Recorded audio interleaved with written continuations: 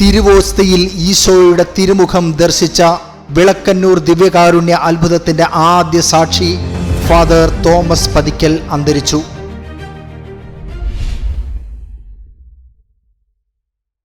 Kannur Karuvanchal saint Joseph ആസ്പത്രിയിൽ ചികിത്സയിലിരിക്കെയാണ് അദ്ദേഹത്തിന്റെ അന്ത്യം.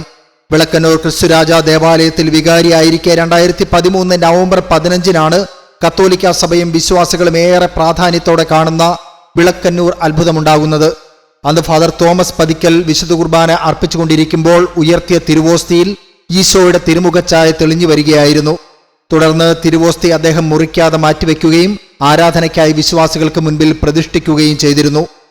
ദീർഘനാൾ നീണ്ടുനിന്ന ശാസ്ത്രീയ പരിശോധനകൾക്കും വത്തിക്കാന്റെ കർശനമായ വിലയിരുത്തലുകൾക്കും ശേഷം 2025 മെയ് 31 വത്തിക്കാൻ ഈ അത്ഭുതം ഒരു ദിവ്യകാരുണ്യ അത്ഭുതമായി പ്രഖ്യാപിച്ചത്. വത്തിക്കാൻ ഔദ്യോഗികമായി അംഗീകരിച്ച ഭാരതത്തിലെ പ്രഥമ ദിവ്യകാരുണ്യ അത്ഭുതമാണിത്. അതിന് സാക്ഷിയായ ഫാദർ തോമസ് പതിക്കൽ വിട പറഞ്ഞിരിക്കുന്നു.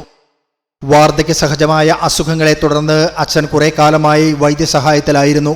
സജീവ ഇടവക ശുശ്രൂഷകളിൽ നിന്ന് മാറി അച്ഛൻ കരുവഞ്ചാൽ പ്രീസ്റ്റ് ഹോമിലാണ് വിശ്രമജീവിതം നയിച്ചിരുന്നത്. കിളിയന്തറയായിരുന്നു അച്ഛൻ്റെ സ്വന്തം ഇടവക. തലശ്ശേരി അതിരൂപതയിലെ വിവിധ ഇടവകകളിൽ അച്ഛൻ ദീർഘകാലം വികാരിയായി സേവനമനുഷ്ഠിച്ചിട്ടുണ്ട്. ശാന്തനും പ്രാർത്ഥനാപൂർണവുമായ ജീവിതം നയിച്ചിരുന്ന അച്ഛൻ വിളക്കന്നൂർ അത്ഭുതത്തിന് സാക്ഷിയായതോടെയാണ് ആഗോള കത്തോലിക്ക സഭയിൽ ശ്രദ്ധേയനാവുന്നത്.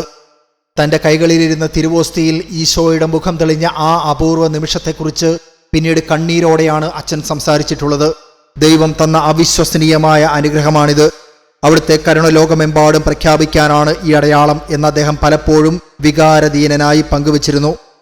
വിളക്കന്നൂർ അത്ഭുതത്തെക്കുറിച്ച് പങ്കുവെച്ച നിരവധി ഓർമ്മകൾ അദ്ദേഹത്തിൻ്റെ വീഡിയോകളായി പുറത്തു വന്നിട്ടുണ്ട്. അച്ഛൻ്റെ അന്ത്യകർമ്മങ്ങൾ സംബന്ധിച്ച് വിവരങ്ങൾ വ്യക്തമായിട്ടില്ല. ഭൗതിക ശരീരം കരുവഞ്ചാൽ സെന്റ് ജോസഫ് ആസ്പത്രി മോർച്ചറിയിൽ സൂക്ഷിച്ചിരിക്കുകയാണ്.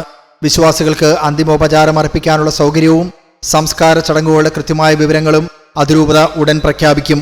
നമ്മിൽ നിന്നും വേർപിരിഞ്ഞ വലിയ ഒരത്ഭുതത്തിന് സാക്ഷിയായ പ്രിയ വൈദികന് അന്ത്യാഞ്ജലികൾ.